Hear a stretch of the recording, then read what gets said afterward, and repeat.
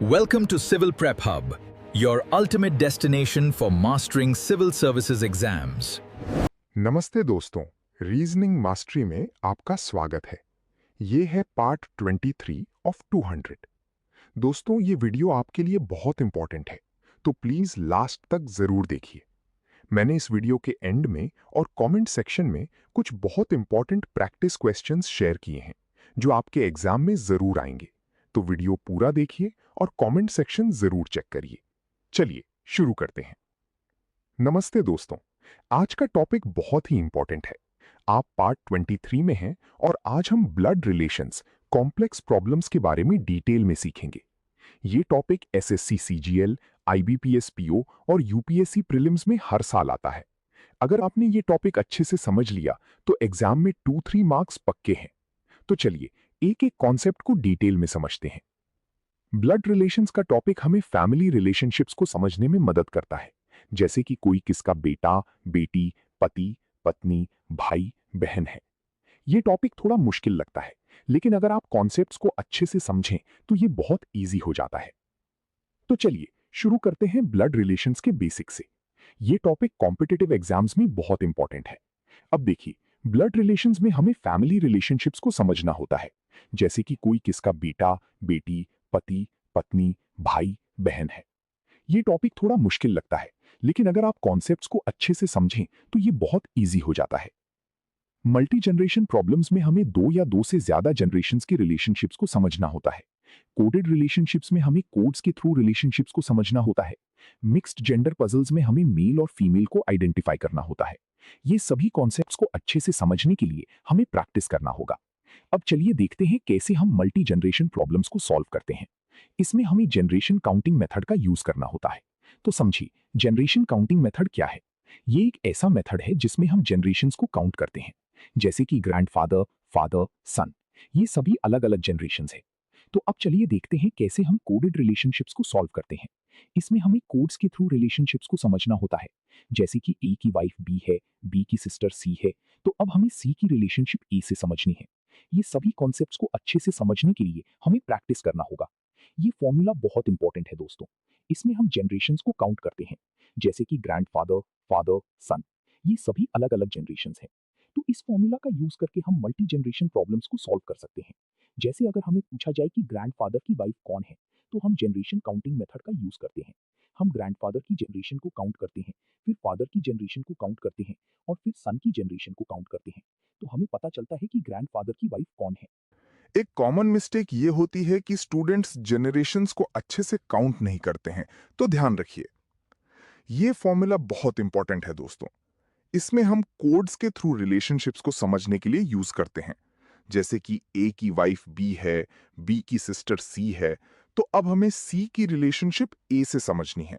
हम coded relationships formula का use करते हैं, जिसमें हम कोड्स को डीकोड करते हैं, तो हमें पता चलता है कि सी की रिलेशनशिप ए से क्या है। एक कॉमन मिस्टेक ये होती है कि स्टूडेंट्स कोड्स को अच्छे से डिकोड नहीं करते हैं, तो ध्यान रखिए। ये फॉर्मूला बहुत इंपॉर्टेंट है दोस्तों। इसमें हम मेल और फीमेल को आइडेंटिफाई करने के लिए यूज करते हैं, जैसे कि ए की वाइफ बी है, बी की सिस्टर सी है, तो अब हमें सी की रिलेशनशिप ए से समझनी है। हम मिक्स जेंडर पजल्स फॉर्मूला का यूज करते हैं, जिसमें हम मेल और फीमेल को आइडेंटिफाई करते हैं, तो हमें पता चलता है कि सी की रिलेशनशिप ए से क्या है। एक कॉमन मिस्टेक ये होती है कि स्टूडेंट्स मेल और फीमेल को अच्छे से आइडेंटिफाई नहीं करते हैं, तो ध्यान रखिए। A is the father of B, B is the sister of C. What is the relationship between A and C? Step 1, सबसे पहले क्वेश्चन को ध्यान से पढ़िए। यहां हमें पूछा जा रहा है कि ए और सी की रिलेशनशिप क्या है। स्टेप 2, अब देखिए क्या क्या इंफॉर्मेशन दी हुई है। हमें मिला है कि ए की वाइफ बी है, बी की सिस्टर सी है। स्टेप 3, अब फॉर्मूला सिलेक्ट करते हैं। यहां पे हम जनरेशन काउंटिंग मेथड का यूज करेंगे, क्योंकि ये एक मल्टी जनरेशन प्रॉब्लम है। स्टेप 4, अब वैल्यूज पुट करते हैं फॉर्मूला में। हम ए की जनरेशन को काउंट करते हैं, फिर बी की जनरेशन को काउंट करते हैं और फिर सी की जनरेशन को काउंट करते हैं। स्टेप 5, कैलकुलेट करते हैं। हमें पता चलता है कि ए की रिलेशनशिप सी से फादर है। स्टेप 6, फाइनल आंसर वेरीफाई करते हैं। हमें पता चलता है कि ए की रिलेशनशिप सी से फादर है, जो कि सही है। फादर। ये क्वेश्चन बहुत इजी है दोस्तों। हम जनरेशन काउंटिंग मेथड का यूज करते हैं और ए की रिलेशनशिप सी से समझ लेते हैं। एक कॉमन मिस्टेक ये होती है कि स्टूडेंट्स जनरेशंस को अच्छे से काउंट नहीं करते हैं, तो ध्यान रखिए। A is the mother of B, B is the brother of C. What is the relationship between A and C? Step 1, सबसे पहले क्वेश्चन को ध्यान से पढ़िए। यहां हमें पूछा जा रहा है कि ए और सी की रिलेशनशिप क्या है। स्टेप 2, अब देखिए क्या क्या इंफॉर्मेशन दी हुई है। हमें मिला है कि ए की हस्बैंड बी है, बी की ब्रदर सी है। स्टेप 3, अब फॉर्मूला सिलेक्ट करते हैं। यहां पे हम जनरेशन काउंटिंग मेथड का यूज करेंगे क्योंकि ये एक मल्टी जनरेशन प्रॉब्लम है। स्टेप 4, अब वैल्यूज पुट करते हैं फॉर्मूला में। हम ए की जनरेशन को काउंट करते हैं, फिर बी की जनरेशन को काउंट करते हैं और फिर सी की जनरेशन को काउंट करते हैं। स्टेप 5, कैलकुलेट करते हैं। हमें पता चलता है कि ए की रिलेशनशिप सी से फादर है।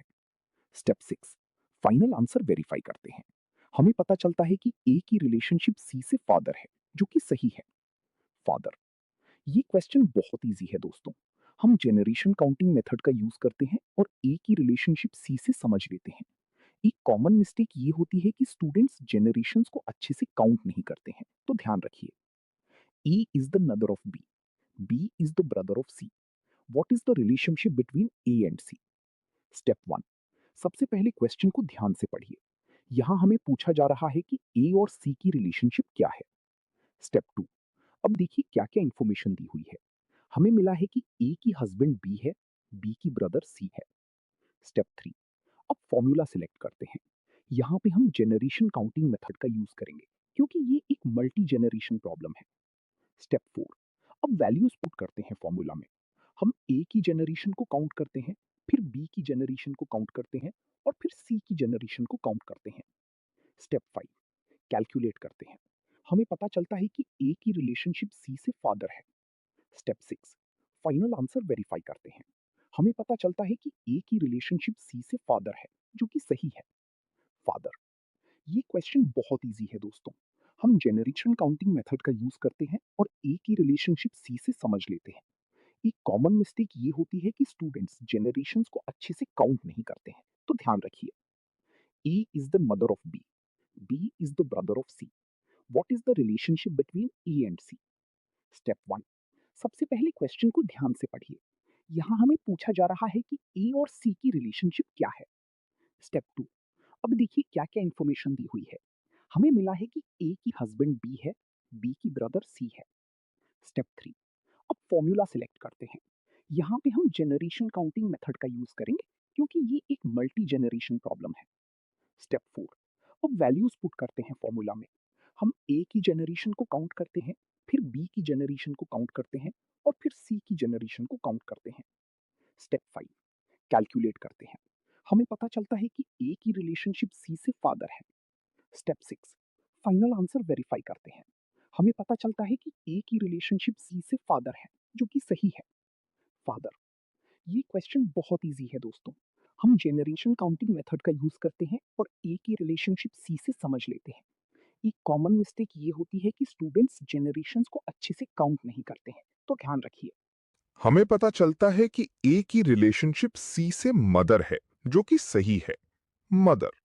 ये क्वेश्चन बहुत इजी है दोस्तों। हम जनरेशन काउंटिंग मेथड का यूज करते हैं और ए की रिलेशनशिप सी से समझ लेते हैं। एक कॉमन मिस्टेक ये होती है कि स्टूडेंट्स जनरेशंस को अच्छे से काउंट नहीं करते हैं, तो ध्यान रखिए। A is the sister of B, B is the brother of C. What is the relationship between A and C? Step 1, सबसे पहले क्वेश्चन को ध्यान से पढ़िए। यहां हमें पूछा जा रहा है कि ए और सी की रिलेशनशिप क्या है। स्टेप 2, अब देखिए क्या क्या इंफॉर्मेशन दी हुई है। हमें मिला है कि ए की सिस्टर बी है, बी की ब्रदर सी है। स्टेप 3, अब फॉर्मूला सेलेक्ट करते हैं। यहां पे हम जनरेशन काउंटिंग मेथड का यूज करेंगे क्योंकि ये एक मल्टी जनरेशन प्रॉब्लम है। स्टेप 4, अब वैल्यूज पुट करते हैं फॉर्मूला में। हम ए की जनरेशन को काउंट करते हैं, फिर बी की जनरेशन को काउंट करते हैं और फिर सी की जनरेशन को काउंट करते हैं। स्टेप 5, कैलकुलेट करते हैं। हमें पता चलता है कि ए की रिलेशनशिप सी से सिस्टर है। स्टेप 6, फाइनल आंसर वेरीफाई करते हैं। हमें पता चलता है कि ए की रिलेशनशिप सी से सिस्टर है, जो कि सही है। सिस्टर, ये क्वेश्चन बहुत इजी है दोस्तों। हम जनरेशन काउंटिंग मेथड का यूज करते हैं और ए की रिलेशनशिप सी से समझ लेते हैं। एक कॉमन मिस्टेक ये होती है कि स्टूडेंट्स जनरेशंस को अच्छे से काउंट नहीं करते हैं, तो ध्यान रखिए। एक टिप ये है कि आपको मल्टी जनरेशन प्रॉब्लम्स में जनरेशंस को अच्छे से काउंट करना होगा, जैसे कि ग्रैंडफादर, फादर, सन, ये सभी अलग अलग जनरेशंस हैं, तो आपको इन्हें अच्छे से काउंट करना होगा। एक टिप ये है कि आपको कोडेड रिलेशनशिप्स में कोड्स को अच्छे से डिकोड करना होगा, जैसे कि ए की वाइफ बी है, बी की सिस्टर सी है, तो आपको इन कोड्स को अच्छे से डिकोड करना होगा।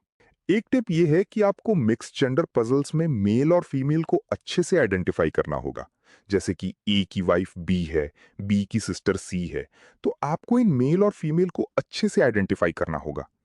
एक टिप ये है कि आपको ब्लड रिलेशंस में रिलेशनशिप्स को अच्छे से समझना होगा, जैसे कि कोई किसका बेटा, बेटी, पति, पत्नी, भाई, बहन है, तो आपको इन रिलेशनशिप्स को अच्छे से समझना होगा। एक टिप ये है कि आपको ब्लड रिलेशंस में प्रैक्टिस करना होगा, जैसे कि आपको क्वेश्चन सॉल्व करना होगा, पजल सॉल्व करना होगा, तो आपको इन्हें अच्छे से सॉल्व करना होगा। Practice question number 1, A is the father of B, B is the sister of C, what is the relationship between A and C? इसका आंसर पिन कमेंट में चेक करिए। एक इंपॉर्टेंट पॉइंट यह है कि आपको ब्लड रिलेशंस में relationships को अच्छे से समझना होगा, जैसे कि कोई किसका बेटा, बेटी, पति, पत्नी, भाई, बहन है, तो आपको इन रिलेशनशिप्स को अच्छे से समझना होगा। एक इंपॉर्टेंट पॉइंट यह है कि आपको मल्टी जनरेशन प्रॉब्लम्स में जनरेशंस को अच्छे से काउंट करना होगा, जैसे कि ग्रैंडफादर, फादर, सन, ये सभी अलग अलग जनरेशंस हैं, तो आपको इन्हें अच्छे से काउंट करना होगा। एक इंपॉर्टेंट पॉइंट ये है कि आपको कोडेड रिलेशनशिप्स में कोड्स को अच्छे से डिकोड करना होगा, जैसे कि ए की वाइफ बी है, बी की सिस्टर सी है, तो आपको इन कोड्स को अच्छे से डिकोड करना होगा। एक इंपॉर्टेंट पॉइंट ये है कि आपको मिक्स जेंडर पजल्स में मेल और फीमेल को अच्छे से आइडेंटिफाई करना होगा, जैसे कि ए की वाइफ बी है, बी की सिस्टर सी है, तो आपको इन मेल और फीमेल को अच्छे से आइडेंटिफाई करना होगा। एक इंपॉर्टेंट पॉइंट ये है कि आपको ब्लड रिलेशंस में प्रैक्टिस करना होगा, जैसे कि आपको क्वेश्चन सॉल्व करना होगा, पजल सॉल्व करना होगा, तो आपको इन्हें अच्छे से सॉल्व करना होगा। एक इंपॉर्टेंट पॉइंट ये है कि आपको ब्लड रिलेशंस में जनरेशन काउंटिंग मेथड का यूज करना होगा, जैसे कि आपको जनरेशंस को अच्छे से काउंट करना होगा, कोड्स को अच्छे से डिकोड करना होगा, तो आपको इन्हें अच्छे से यूज करना होगा। तो दोस्तों, आज का टॉपिक यहाँ पे कंप्लीट होता है। उम्मीद करता हूँ आपको ये वीडियो हेल्पफुल लगी होगी। दोस्तों, मैंने कमेंट सेक्शन में कुछ बहुत इंपॉर्टेंट प्रैक्टिस क्वेश्चंस शेयर किए हैं, जो प्रीवियस ईयर एग्जाम्स में बार बार पूछे गए हैं। प्लीज इन क्वेश्चंस को जरूर सॉल्व करिए और अपना आंसर कमेंट में लिखिए। मैं आपको रिप्लाई करूंगा कि सही है या गलत। अगर ये वीडियो आपको अच्छी लगी तो प्लीज लाइक बटन दबाइए, इससे मुझे मोटिवेशन मिलता है और आपके लिए और अच्छी वीडियोस बनाने में मदद होती है। और अगर आपने अभी तक चैनल सब्सक्राइब नहीं किया है तो अभी करिए और बेल आइकन जरूर दबाइए, ताकि हर नई वीडियो की नोटिफिकेशन आपको मिल सके। ये 200 पार्ट्स की कंप्लीट सीरीज है, एक भी वीडियो मत मिस करिए। अगर आपने पूरी सीरीज कंप्लीट कर ली तो एग्जाम में रीजनिंग सेक्शन में फुल मार्क्स पक्के हैं। अपने दोस्तों को भी शेयर करिए जिनको इससे फायदा हो सकता है। मिलते हैं नेक्स्ट वीडियो में पार्ट 24 के साथ। तब तक प्रैक्टिस करते रहिए। जय हिंद।